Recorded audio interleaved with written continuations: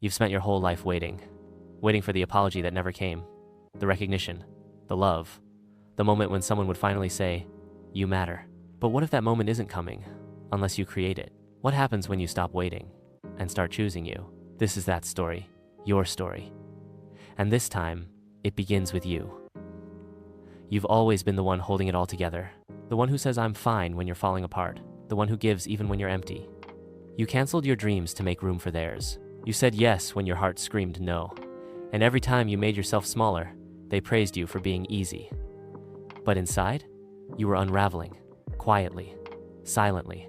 Completely. You were celebrated for your strength but never comforted in your softness. You wore resilience like armor. But it was heavy, wasn't it? You weren't fine. You were functioning. There's a difference. And the hardest part? You started to forget what it felt like to be held.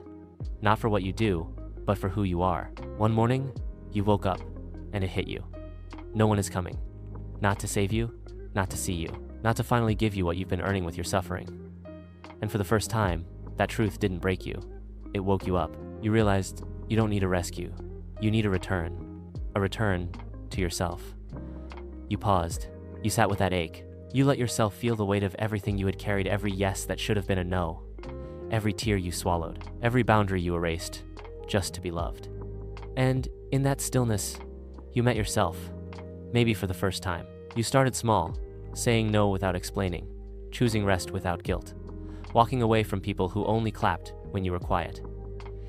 It was terrifying, and it was holy. You cried, you doubted, but you didn't stop, because something inside you knew. This wasn't selfishness. This was salvation. You began building new rituals, lighting candles not for aesthetics, but for healing. You wrote to the version of you that needed permission to exist. You gave it. You whispered truths into the mirror. I'm allowed to take up space. I'm allowed to be loved without overperforming. I'm allowed to rest. And over time, you softened into someone you finally trusted. Now look at you. Still soft, still kind, but no longer silent. You show up for yourself like it's sacred. You take up space without apology. You no longer beg to be chosen, because you already chose yourself. You speak with fire now. You rest without guilt. You set boundaries and call it love, not cruelty. And the world? It hasn't always liked this version of you. But that's okay. You didn't rise for their approval. You rose for your life. You no longer abandon yourself for proximity. You no longer trade authenticity for belonging.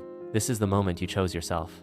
And everything changed. If this story feels like yours, it's because it is. And if it doesn't yet, let this be the beginning. Now go. Choose you. Again. And again. And again.